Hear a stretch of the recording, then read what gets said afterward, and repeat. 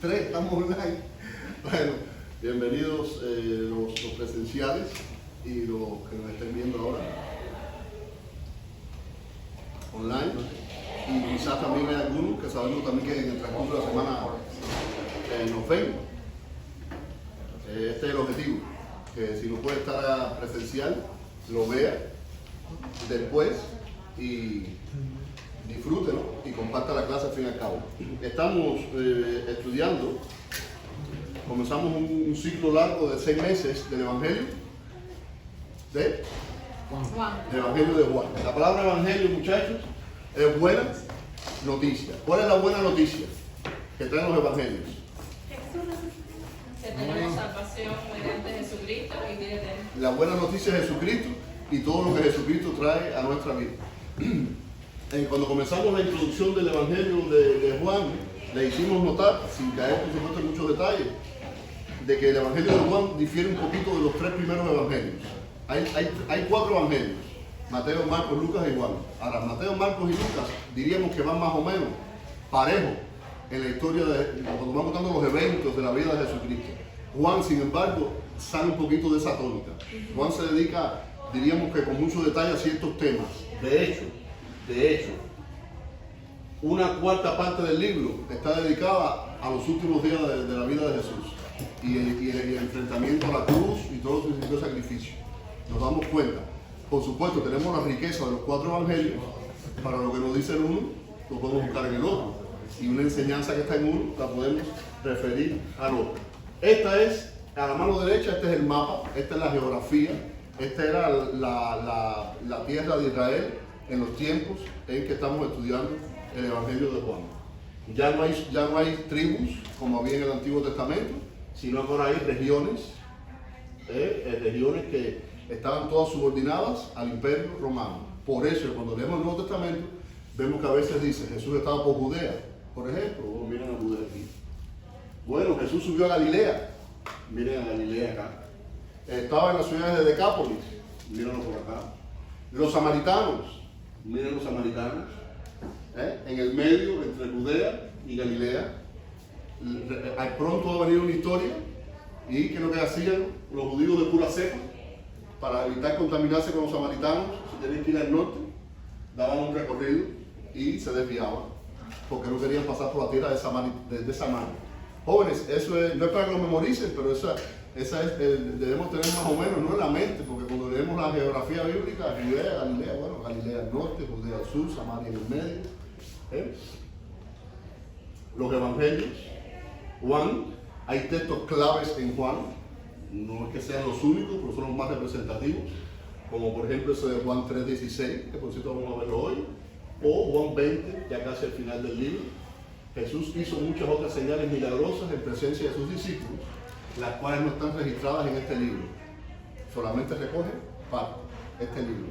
Pero estas se han escrito para que crean que Jesús es el Cristo, el Hijo de Dios, y para que los que creen en Él tengan vida. La vida, la luz, son elementos claves en todo el Evangelio de Juan. De hecho, estamos empezando y ya varias veces se ha hablado de la luz, se ha hablado de la vida y seguiremos hablando hasta que terminemos. El autor, Juan, la tradición indica que Juan fue Juan, el discípulo amado. Se piensa que este fue el último de los evangelios que se escribió. Estoy recordando brevemente lo que dijimos en la primera clase ya. Juan es profundo y penetrante. Es el evangelio de los yo soy. Los yo soy grandes que tiene la Biblia, como se refiere a Jesucristo, el pan de vida, yo soy la luz del mundo, yo soy la puerta, yo soy el buen pastor, yo soy la resurrección y la vida, yo soy el camino, la verdad y la vida, yo soy la vid verdadera. Todos esos yo soy los recoge el Evangelio de Juan. No lo van a encontrar en Mateo, ni en Marcos, ni en Lucas. Los encontramos en el Evangelio de Juan. Esto diríamos que pudiera ser una introducción. Hay milagros que solo lo recoge el evangelista Juan. Esto es prueba de examen. Vamos a hacer un examen cuando se termine los 6 meses.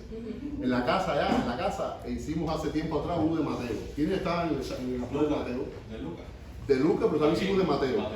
¿Quiénes estuvieron en Mateo, por ejemplo? Yo estuve en o Cristo. No, estuve para Hechos. En Hechos también, sí. Me parece que en Hechos, Mateo, Lucas y Hechos. Claro, cuando estudiamos como ahora, con 6 meses al detalle en un libro, anoten cuando yo diga pregunta el examen va a salir. Hay milagros que nada más que recoge Juan, mírenlos ahí. Y hay otros, por ejemplo, que están en los 4 evangelios.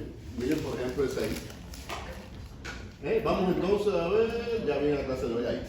Hoy vamos a hablar, jóvenes, y les puse en el llamado a la clase, ¿no? En el texto que les pongo cada sábado, de que íbamos a hablar de algo que es una cuestión de vida o muerte. ¿Qué cosa es la vida para ustedes? ¿O qué cosa es la muerte? La muerte es la falta de vida. La muerte es la falta de vida. A ver, díganme definiciones de vida, díganme definiciones de muerte. El corazón está latiendo, el cerebro está funcionando al 100%. ¿Eso es vida o muerte? Vida. Okay. Vida de los humanos, en las plantas, sol, agua. Okay. Estamos respirando. ¿Y la muerte qué cosa es? Vamos a ver, lo contrario. Está un cuerpo sin Alma. fluido de sangre, sin ninguna neurona disparando en el cerebro. Miren, el hecho de la vida, todos nos hemos enfrentado a ella, ¿sí o no? Estamos aquí esta mañana, ¿por qué?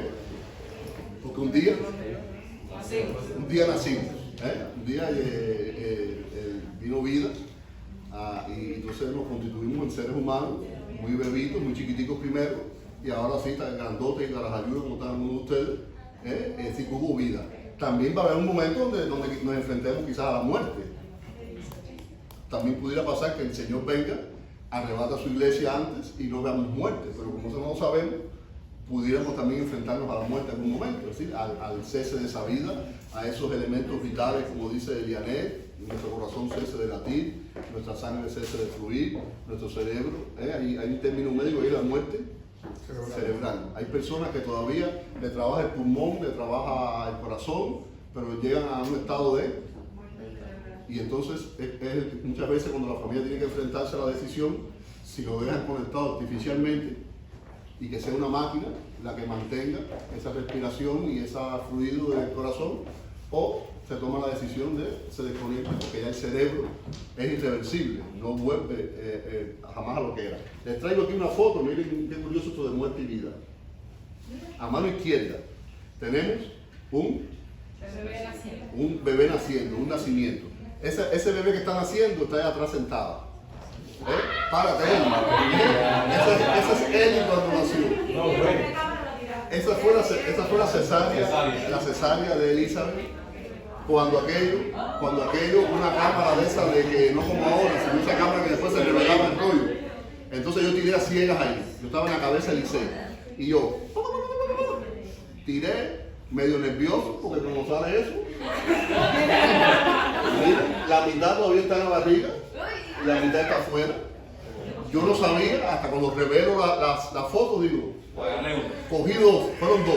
Hay una segunda idéntica a esa.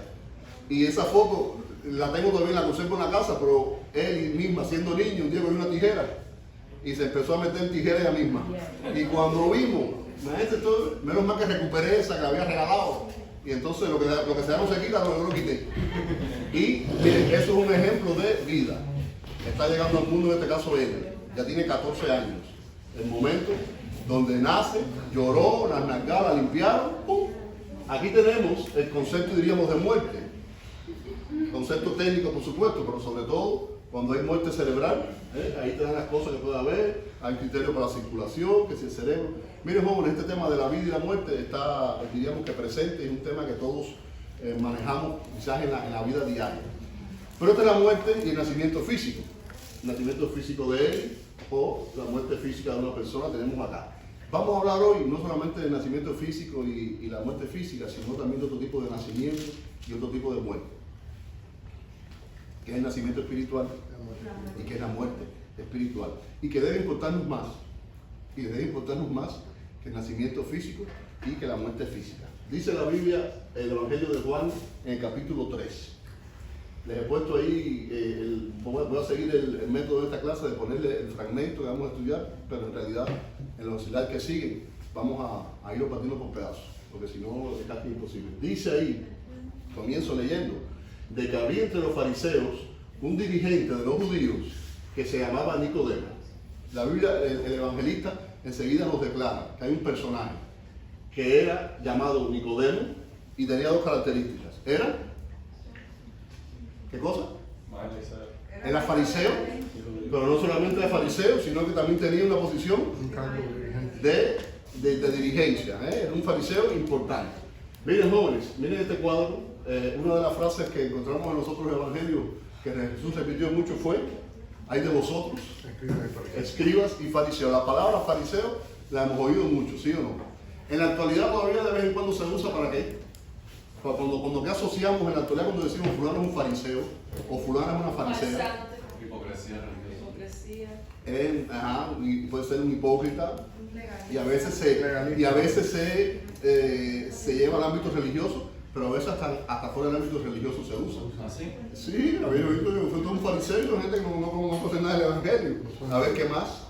¿Qué tú dijiste? Falsante. Un falsante. ¿Alguien dijo por ahí? ¿Qué fue lo que dijiste, hermano? Ya se me pasó, pero bueno. Un legalista. Un legalista. Mire, ¿quiénes eran los fariseos? Nicodemo era un fariseo. La palabra, Nicodemo es una palabra griega, de hecho. El nombre de Nicodemo es griego, vencedor o victoria del pueblo. Las zapatillas Nike. ¿Aquí tiene zapatillas Nike aquí puestas? No, vinieron vestidos bonitos o de nuevo deporte. La palabra Nike, esa griega, Nike es vencedor. Nicodemos, Nike, Demos. Viene de ahí. Era un fariseo. Eso fue, jóvenes, un grupo, una secta, que más o menos alrededor del primer siglo antes de Jesucristo es que comienzan a aparecer. Cuando dejamos la historia bíblica en Malaquías y llegamos al Nuevo Testamento, esos 400 años, que no hay nada de revelación profética, que no hay nada de historia bíblica que recoge las escrituras, uno de los pueblos que pusieron su presencia allí en Israel fueron los griegos. Los griegos, lo que se conoce como un periodo de helenización de Israel, eran muy materialistas y dejaron una huella que muchos israelitas hicieron, diríamos, contrarrestar. Y se levantaron partidos o grupos como los fariseos, donde querían ponerle freno a tanta, diríamos, secularidad que había entrado en el país por medio de los griegos. Hay fariseos famosos en la Biblia, no Nicodemo uno de ellos, Gamaliel, que se nos narra después más adelante, Pablo, Gamaliel, maestro de Pablo, Josefo, el historiador. Cuando queremos leer historia buena del primer siglo, todos los estudiosos bíblicos se remiten a los escritos de Josefo, también era. Y miren, jóvenes, los fariseos, el detalle que tenían, y como diría Cantinflas, el gran detalle, era que hacían de la religión algo muy externo, algo muy superficial. Es verdad que creían en la escritura, en la ley, pero le habían puesto tantas adiciones y tantas interpretaciones que eso era lo que hacía difícil. Jesucristo, miren lo que dijo de ellos. Yo no me acordaba de esto, soy franco. Cuando uno estudia la Biblia es que uno se da cuenta de cosas.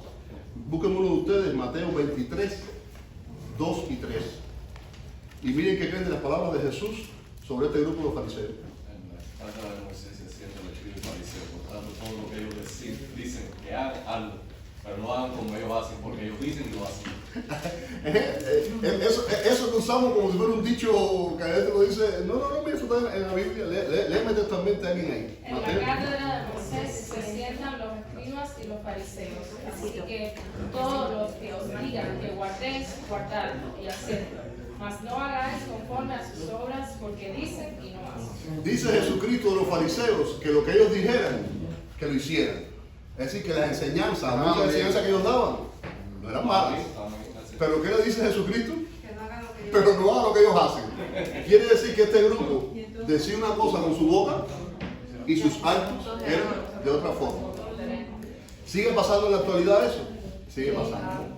Tanto en grupos religiosos, que es triste decirlo, hay muchos cristianos que solamente de cristiano tienen el título, o tienen la membresía en una iglesia, o tienen el nombre asentado en un libro. Pero sus actos no corresponden a ese título de cristianos. A su vez, prefiero otros que quizás no se la den tanto de cristianos, pero tienen una vida piadosa y como el Señor quiere. Y entonces diríamos que son un poquito más ocultos o más actúan en la sombra, pero su corazón está de acuerdo con lo que el Señor quiere. De todas maneras, los corazones, ¿quién los conoce solamente? El Señor. No va a ser juzgado, no va a ser juez de nadie en este momento. Miren, jóvenes, los escrúpulos que tenían los fariseos eran tales. Esto trae como un elemento que casi que da risa para nuestra concepción moderna, sobre todo por el problema del sábado. Ellos tenían cosas como esta.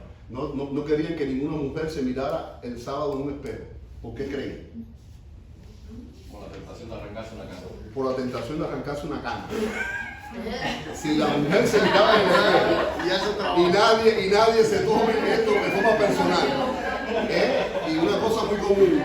Miren, no mujer, yo soy hombre y de vez en cuando me pongo en el espejo y veo, Algo fuera de cojo una tijera, pip, pip, y me corto las 2 o 3 que más salgan. Te sale más que se va. Bueno, sí, pero miren, entonces decían, imagínense ustedes, eso es trabajo. En el sábado no puede haber trabajo, ponga a arrancarse una cana. Miren esta otra. Se podía comer un huevito que pusiera una gallina. La gallina tiene control si pone el huevo el sábado, el domingo, el lunes, el martes. No. Cuando va un huevo para afuera, va para afuera. No puede reventarse ni quedarse con él hasta el domingo. Pues entonces los fariseos decían, puede comerse el huevito el sábado si tienes la intención de que vas a matar la gallina también. Si la intención tuya es comerte el huevito nada más, no podías comerte. Bobería. Miren jóvenes, este grupo que diríamos tenía cosas buenas, que el Señor Jesucristo inclusive llegó a decir lo que ellos dicen, las cosas que ellos hablan, pero tengan cuidado con lo que hacen. Este grupo era al que pertenecía Nicodemo, muy enfocados y muy dependientes de lo que la persona hiciera, de las obras, de la observancia del sábado. El fallar uno podía llevarte a la condenación tremenda. Dice ahí, había entre los fariseos un dirigente, y este hombre era dirigente, era miembro, había un grupo que depende de la traducción de la Biblia que usted lea, lo hizo de un nombre u otro. Había un grupo especial ahí en Jerusalén, de 70, si mal no recuerdo que era, o 72 me parece, porque incluía a un sacerdote, me parece, y al 70-72, que era diríamos el tribunal supremo religioso para Israel. ¿Quién era ese grupo? El Sanedrín. Y me parece que hay otras versiones que traducen como el concilio, así con mayúsculas. Nicodemo era un fariseo y pertenecía al Sanedrín, era un dirigente. Jóvenes, era un personaje importante, era un personaje que tenía gran conocimiento de la ley. Era un simple judío que nada más que se acordaba del Salmo 23:1. Este hombre sabía al dedillo la ley. Y dice que viene a visitar a Jesús. Y dice ahí que fue de noche. ¿Por qué iría de noche a visitar a Jesús? Con miedo a los que pudieran verlo y juzgarlo. ¿Tú crees que tenía miedo? No miedo como de que le fuera a pasar nada, sino por de lo que lo viera. de que el que lo vea, de que dirán, porque imagínate, fariseos y ninguno de los fariseos estaba de acuerdo con Jesús en ese momento. A ver, hay una opción de que quizás por miedo. ¿Por qué iría Nicodemo a ver a Jesús de noche? Por lo que dirían de él. Porque dirían de él. Era, El que dirán famoso. era como le cantaban allá en Cuba, claro, que aquello era un disparate que decía que iban a consultarse por la madrugada. Pero era en la doble aquella. Pero bueno, aquello es otra historia. De día era una persona Una cosa y en las sombras de la noche se pero- transformaba. Miren jóvenes, quizás algunos piensan de que quizás había un cierto temor en un personaje tan importante, tan erudito, maestro de maestros, y que fuera a ver a un simple Galileo, a una persona, diríamos como Jesús, que estaba empezando, había hecho sus milagros ya, y que fuera a verlo, Jesús, que diríamos que casi como que rebajarse. Otros piensan, y puede tener cierta razón, Jesús ocupado de día, quizás el único momento para tener una conversación, diríamos, un poco más privada y un poquito con más calma, era ir en la tarde-noche. Cualquiera de las dos opciones puede ser. Dice que viene, pero miren lo que le dice. Fue de noche a visitar a Jesús y le dice rabí. La palabra rabí se traduce como, como maestro. Así que reconoce que Jesús es un maestro. Él era maestro también.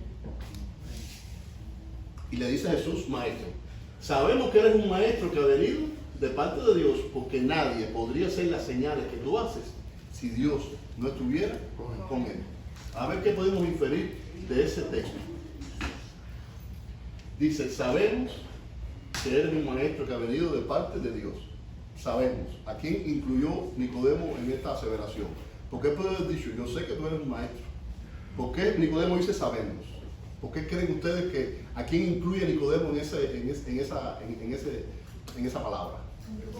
Independiente de donde él pertenecía, eso se movía ahí en medio de ellos. Miren, los estudiosos piensan que Jesús, que estaba comenzando su ministerio, y ya lo que Jesús había hecho, viste que Jesús comienza, que diríamos que su ministerio cada vez fueron como círculos concéntricos, cada vez fue, pero ya lo que había hecho en este inicio del ministerio, parece que ya había calado y había un grupo, se piensa, quizás entre el mismo Sanedrín, que era el tribunal supremo religioso, que reconocía que para hacer lo que Jesús hacía, tenía que venir de parte de Dios. Nadie podía hacer estas señales que Jesús había hecho. Y faltaban muchas todavía. Así que diríamos que es un punto a favor. Y miren ahí, fíjense, el versículo 2 se acaba con esto. Le dice Nicodemo, Rabí, eres un maestro que ha venido de parte de Dios, nadie puede hacer las señales que tú haces si Dios no estuviera con él. Eso es decir, Nicodemo le preguntó algo al Señor. No, le estaba afirmando. Le afirmó, tú eres fulano, a papá. Y miren ahora con qué le sale Jesús. Dice ahí, de veras te aseguro que quien no nazca de nuevo no puede ver el reino de Dios. ¿Y por qué le salió Jesús con eso si Nicodemo no le preguntó nada? Porque él sabía que él no había nacido de nuevo. ¿No? Sí, como Porque, que no. bueno, primero que todo, él lo sabe todo. Ajá. Por eso es que en todas las ocasiones siempre el Señor se adelanta. Pero en realidad ya Jesús le estaba exponiendo a qué fue lo que tú viniste a saber este tema. Miren, qué curioso que Nicodemo comienza con un statement. Tú eres esto, tú haces esto, sabemos esto. Y de pronto Jesús le sale. De veras te aseguro. ¿Sí? No, aquí no hay opción 2, 3, ABC. Te aseguro que tienes que nacer de nuevo para poder ver el reino de Dios. Esto lo tomé de un libro que leí. ¿Se acuerdan un evento en la Biblia de un joven rico que se acercó a Jesucristo? ¿Cuál fue la pregunta? ¿Qué tengo que hacer para ganar la vida eterna? ¿Sería Nicodemo quizás no un joven rico, un viejo rico, un religioso rico, un dirigente rico, que tenía quizás la misma inquietud? ¿Cómo puedo tener la vida eterna? Miren, para el judío, imbuido de tanto rico y de tantas observancias de la ley, y tengo que hacer esto, tal día, no puedo violar esto, si salto esto me pasa esto. Esa inquietud espiritual tenía que estar en el corazón de muchos judíos, pienso yo. Porque si no, para que ese joven rico, con toda la riqueza que tenía y todo su judaísmo, se acerca a Jesucristo y decirle, ¿qué tengo que hacer para dar la vida eterna? No estaría satisfecho con la vida ritual que llevaba el pueblo de Israel y tenía una inquietud un poquito más grande. Este hombre siendo, esto es especulación mía, y puede ser que esté equivocado, este hombre siendo maestro de la ley, con el conocimiento que tenía, a las multitudes que había enseñado, ¿por qué venir de noche a Jesús? ¿Por qué quizás, aunque no lo dice explícitamente la Biblia, con este tipo de inquietud también, acercarse a un personaje desconocido, como diríamos? No es desacertado pensar que quizás en su mente, y el Señor conocía su mente, tenían una inquietud parecida a la del joven rico. Tengo mucha religión, tengo muchos ritos, observo muchas cosas, hago el diezmo, cuento los cominos, pero sin embargo, como que mi corazón no está lleno, necesito algo más. Y miren, jóvenes, cuando hablamos esto del nuevo nacimiento, estamos hablando de un nacimiento que no es el nacimiento natural. Este no es el nacimiento Este no es el nacimiento de Eli, saliendo de la barriga de Eliseo y la cesárea, ¿no? Miren, estamos hablando de un nacimiento que es sobrenatural. Miren, jóvenes, este nacimiento no se obtiene. ¿Qué es necesario para que haya un nacimiento natural? A ver, ¿qué es necesario, Brancito, para que tú nacieras? La fábrica de la ¿Qué pasó? Tu mamá y tu papá. No me digas tu mamá sola, porque si tu mamá sola te parió a ti, te vamos a llevar para el Smithsonian a ti. Hace falta un hombre o una mujer. Un óvulo, un espermatozoide, que haya ahí que se fecunde y que después el bebecito crezca en la barriguita de mamá y después salga el bebecito. Eso es lo que hace falta, un nacimiento natural. Y para este tipo de nacimiento, este tipo de nacimiento que es sobrenatural, ¿qué sería necesario? ¿Qué creen ustedes que sería necesario? Este era un hombre que se preciaba como todo buen judío, buen fariseo, de su raza, de la herencia que tenían, eran hijos de Abraham, Y él, que era maestro de la ley, estaba en una posición de superioridad, diríamos de buena superioridad, no vamos a pensar que era hipócrita ni decirle que estaba por encima de los demás judíos. Y sin embargo, jóvenes, no, miren, no es prácticas, no es ceremonias, no es herencia, no es membresía ni siquiera de una iglesia. Jesucristo ahora habla de un nuevo nacimiento. Dice que cuando le dice esto a Jesucristo, una pregunta lógica que cualquiera quizás diría, le dijo, ¿y cómo puede uno nacer de nuevo siendo ya viejo? Cualquiera se hubiera mirado al Señor con esa pregunta, ¿sí o no? Y miren lo que le dice, ahora sí preguntó Nicodemo. Eso sí lo dejó Jesucristo decirle, tienes que nacer de nuevo. ¿Y cómo va a ser siendo viejo? Dice ahí, ¿acaso puede entrar por segunda vez en el vientre de la madre y volver a nacer? ¿Qué tipo de nacimiento tenía Nicodemo en su mente? Algo carnal. El nacimiento de la carne, el nacimiento físico. Un viejo como era él, por supuesto, la madre de Nicodemo seguro estaba ya, el ser que iba bajo tierra hacía rato. Dice ahora la respuesta del Señor que lo puse en negro. Yo te aseguro, miren, esto no hay duda, esto no es opcional. Esto si quieres sí, si quieres no, si me parece. Yo te aseguro que quien no nazca de agua y del Espíritu no puede entrar en el reino de Dios. ¿Y qué creen ustedes de esto? Acá hay un pastor que sabe más que yo de esto. Yo dije que cuando empezaba a estudiar, que cuando empezamos a estudiar Juan, esto no es simple historia, Juan es profundo. ¿Qué tú crees? Y esto no hay un cuño para esto tampoco. Así que lo que va a decir Darwin ahora, esa va a ser la opinión de Darwin, pero es la opinión de un pastor. Dice, el nacimiento del agua. Porque quizás el nacimiento del Espíritu lo entendamos como diríamos, quizás lo entendamos un poquito más. Pero el nacimiento dice, el que no nazca de agua y del Espíritu. ¿Qué tú crees de eso? Hay dos opiniones principalmente. Una es que el nacimiento de agua hace una referencia al nacimiento natural y nacimiento del Espíritu hace una referencia al nuevo nacimiento espiritual. Es decir, que es necesario nacer físicamente y nacer espiritualmente para poder entrar en el reino de los cielos. Y hay una segunda interpretación más popular que habla de nacer de agua y del nacer del Espíritu, haciendo una referencia al bautismo y a la creencia. Están en las dos líneas generales. ¿Alguno tiene otra opinión? Miren, diríamos que la mayoría de los escritores, miren, yo le llego a estos extremos, diríamos, o profundidad, porque ustedes son muchachos inteligentes.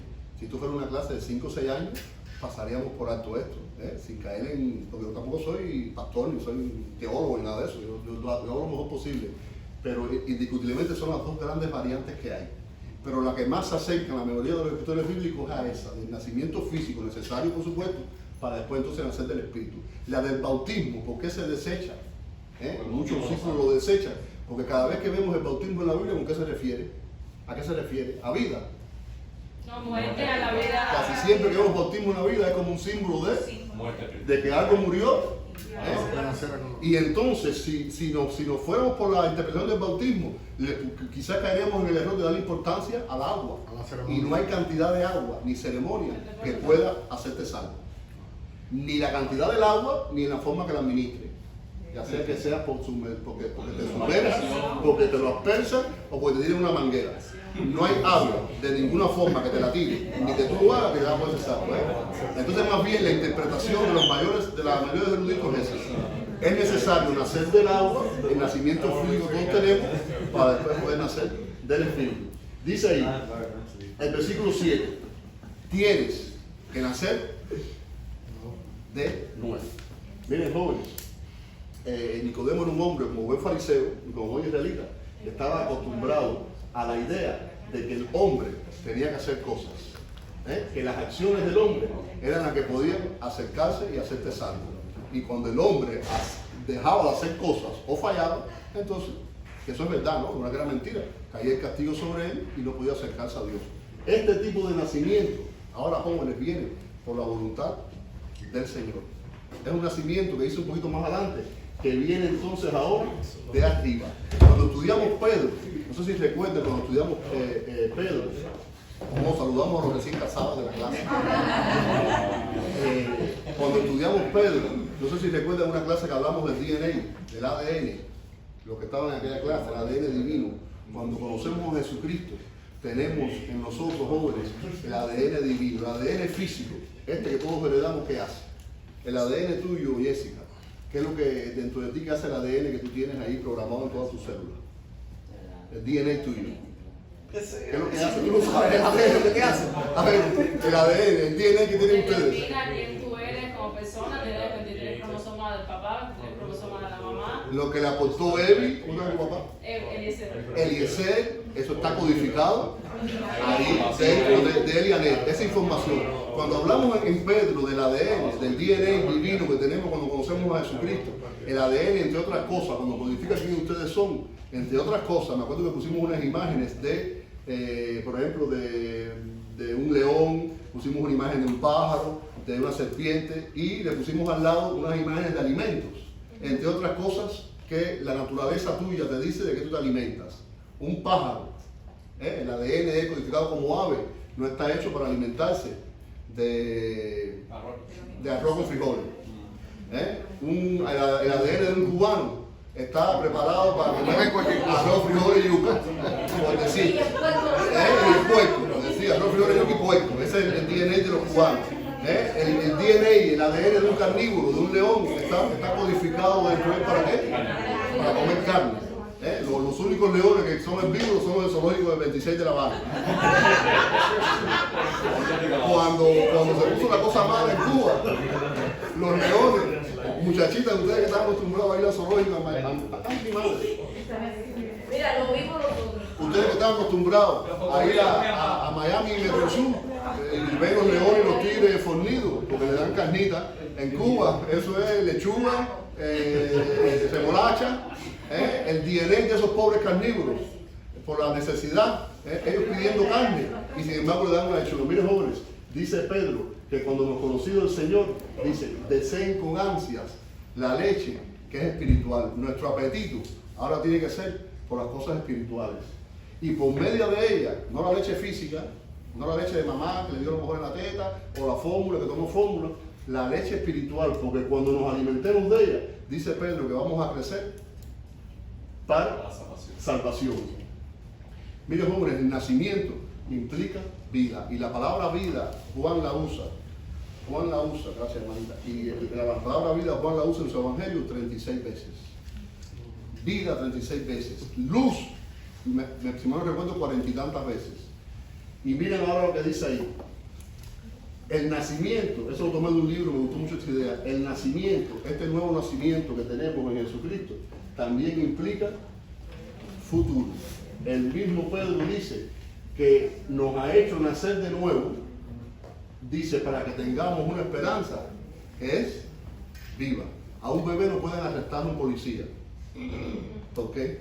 Porque no tiene conciencia de lo que está haciendo. Ni conciencia, ni tiene delito, ni tiene pasado.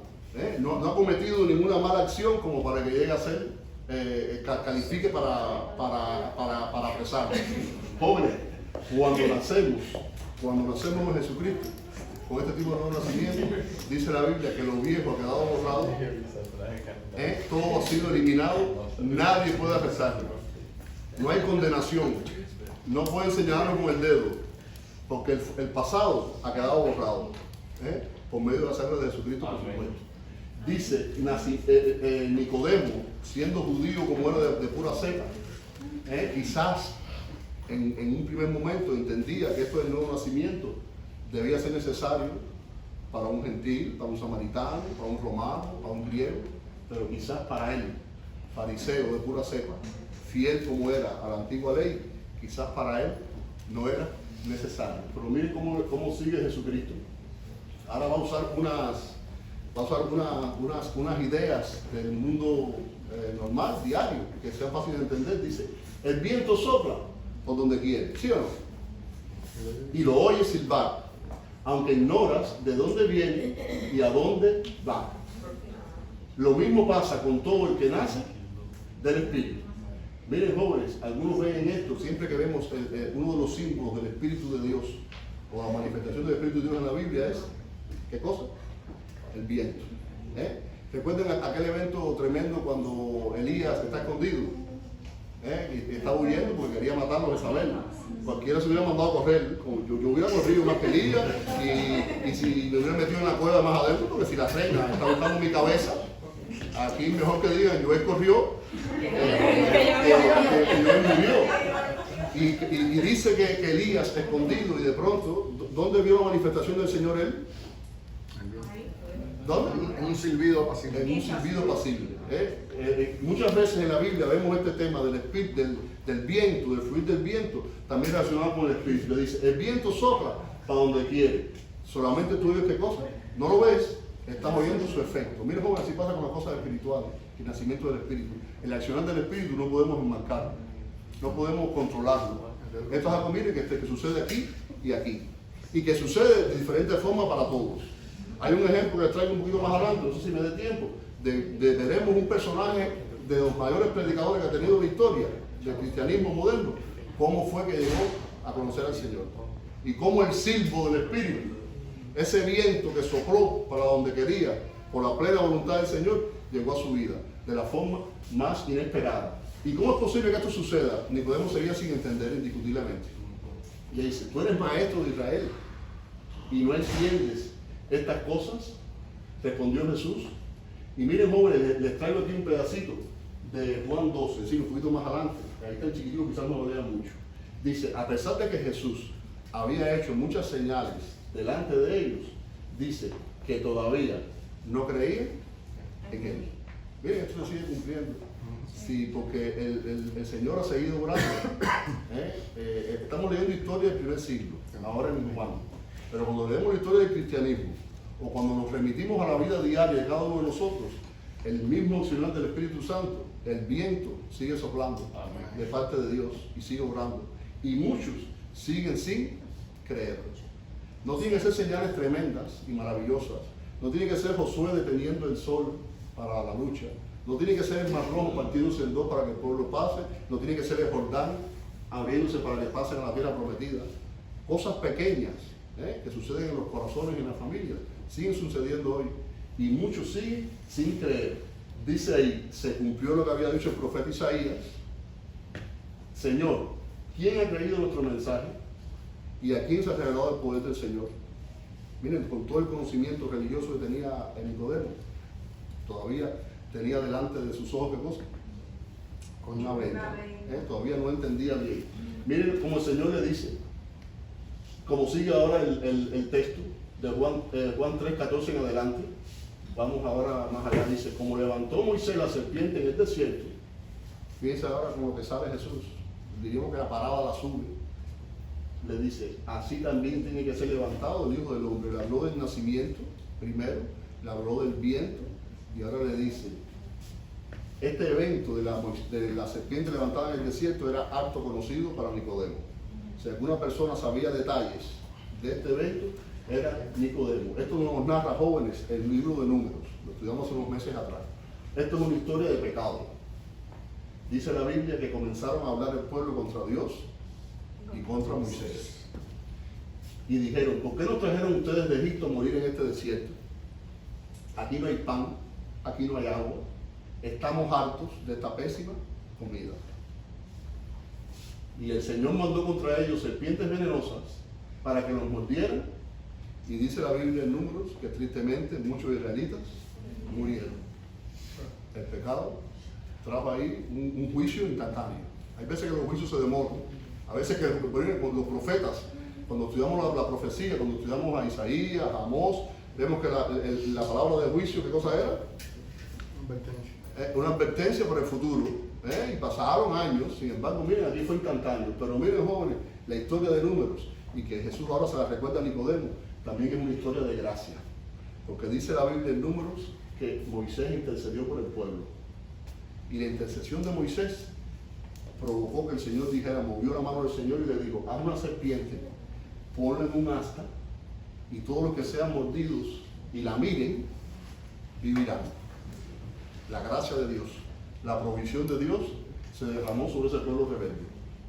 Si nosotros hubiéramos sido Dios, a lo mejor no hubiera habido serpiente levantada, porque la serpiente es esa venenosa, nos mordiera y se acabó. Y otro nuevo pueblo, nos hubiéramos buscado otro nuevo pueblo. A lo mejor hubiéramos respetado a Moisés, porque Moisés era buena gente, pero todos esos rebeldes para afuera. No, miren, el Señor hizo una provisión allí. Pero también esta es una historia de fe, porque dice que Moisés obedece al Señor, pone la serpiente de bronce en un asta, y los que eran mordidos y miraba a la serpiente, vivía. ¿Tenía poder la serpiente de bronce? ¿Qué cosa era lo que movía la sanidad? La fe del que miraba a esa serpiente. No había un antídoto que salía de esa serpiente para acá. Ni siquiera Moisés estaba actuando. El Señor provee, muchachos, un símbolo y dice, levanta la serpiente. Y el que mire con fe a la serpiente, estoy seguro que muchos israelitas miraron a la serpiente diciendo, ¿será verdad o será mentira? Eso se quedaron muertecitos ahí en el desierto. Pero todo el que miró con fe fue sanado. Como Moisés levantó la serpiente en el desierto, así también tiene que ser levantado el Hijo del Hombre. Miren, jóvenes, esta palabra de levantado tiene dos significados grandes en la Biblia y los dos caben en este versículo. Lo mismo, el levantado como crucificado y también puede ser glorificado. Conforme Jesús fue levantado en la cruz, pero ¿qué cosa fue la glorificación y la victoria de Jesús? La resurrección, pero fue la misma cruz. Fíjense que por la cruz viene nuestra victoria. Claro, siempre lo acompañamos de la resurrección, porque es cruz, y quedarse colgado en la cruz no hubiera sido nada. Así que dice, como Moisés levantó la serpiente, el Hijo del Hombre va a tener que ser levantado, va a tener que ser crucificado, va a tener que ser puesto a la vista de todos, pero se va a cumplir lo mismo de Moisés. Hay que mirar a la cruz, ¿con qué cosa? Con fe. Para que el que cree en Él tenga entonces la vida eterna. Y termino la clase. Se acabó el tiempo. La semana que viene continúo con el versículo que sigue, que es uno de los más hermosos de la Biblia. Y era la historia que quería contarles. En el año 1850, en Inglaterra, había una tormenta de nieve. Y había un joven que se había criado en el Evangelio de padre predicador, de abuelo predicador, pero como tantos jóvenes estaba confundido, estaba dudando en su fe, estaba frío, que si creo, que si no creo, que si la Biblia es verdad, que si es mentira. Y dice que lo agarra la tormenta de nieve y no pudo llegar a su iglesia. Este joven por lo menos tenía algo en su corazón allí que quería ir a la iglesia. Y como no pudo ir a su iglesia, llegó a una pequeña iglesia, que no sé si era metodista, pero no era la suya, entonces no lo recuerdo. Y se queda en aquella iglesita allí. Dice, bueno, me agarró la nieve, a lo mejor no tenía deseo. Ya fue una cosa de supervivencia, no se iba a quedar que la nieve lo cogía, bueno, déjame meterme en este techito, el techito de la iglesia. Y dice que en ese techito, en esa iglesita pequeña y humilde, había un hombre que estaba predicando que no era el pastor de esa iglesia. Era un pastor de esos emergentes, a lo mejor el pastor principal tampoco la nieve lo dejó llegar. Y había un simple predicador ahí que lo único que se atrevía a decir y repetir una y otra vez era la palabra de Isaías 45:22. Mirad a mí y sed salvos todos los términos de la tierra, porque yo soy Dios y no hay más. Y como era una predicación de esta que no estaba preparada, dice que el predicador esto lo único que hacía repetir era eso. Mirad a mí y sed salvos, miren a Jesucristo, miren a Jesucristo. Decía, no hace falta ir a la universidad para mirar a Jesucristo. No hace falta que tengas estudios para mirar a Jesucristo. Un niño puede mirar a Jesucristo. Y de pronto ve a ese joven que era nuevo, que quizás en la cara le vio la duda, le vio la tristeza y le dijo, joven, también tú puedes mirar a Jesucristo. Y este joven, el Espíritu lo tocó. Y este joven fue Spurgeon, uno de los más grandes predicadores que ha tenido Inglaterra. Criado del Evangelio, pero con muchas dudas. Cuando miró a Jesucristo con fe y usó un simple predicador en una noche de tormenta de nieve y comprendió quién era Jesucristo, cuando vio al levantado, la vida de Spurgeon cambió. Y miles vinieron a los pies de Jesucristo. Amén. Vamos a orar.